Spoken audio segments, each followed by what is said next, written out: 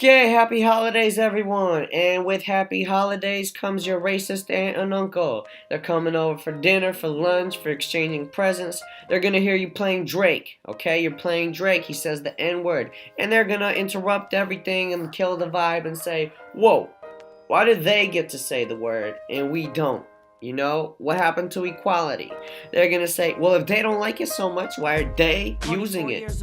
This is where you show them this video. Skip the first 30 seconds, play it from here. Got a job teaching kids. How ironic, cause I am a kid. Break a border, build a bridge. That's the philosophy. Flashbacks when I was 6. That's a cupcake. I got a cupcake on my face. Okay. All black subcultures, from jazz to rock and roll to hip hop, were illegitimate or on the fringe. They were only supported by black people until a white person came and did it. So when it comes to rock and roll, we don't remember Chuck Berry. We remember Elvis Presley. And the first jazz record ever recorded was by white people. That does not make too much sense to me. But it's marketing, you know? There's only 16% of the population that's black. What are you going to do? Market to 16% of the population? Heck no, you're going to try to capitalize. You're going to market to the white people, which are in the majority.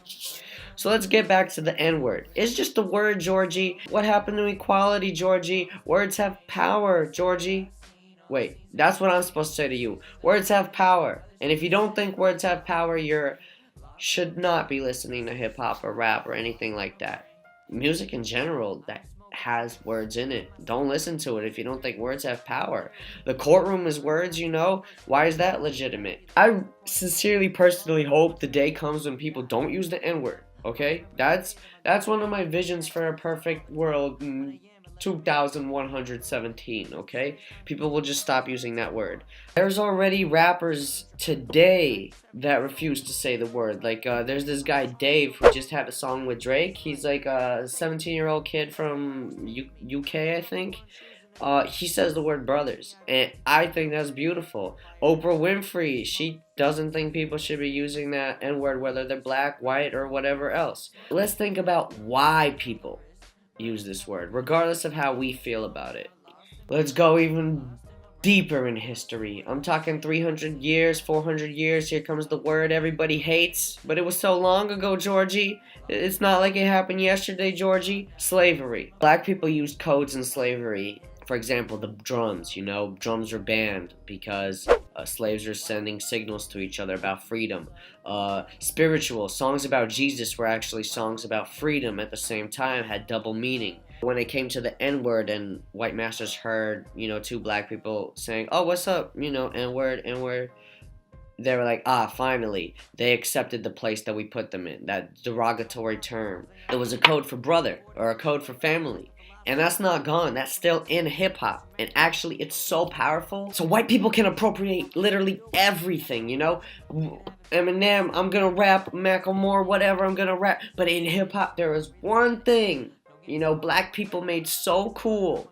Because that's what black people are good at doing. They make things cool. Literally everything black people touch becomes cool, you know? Like, black person is eating, like, chicken is cool. Everybody wants to eat that chicken now. It becomes a thing. It becomes a fad. Black people came up with rap. They came up with jazz. They come up with so many awesome things. Politics.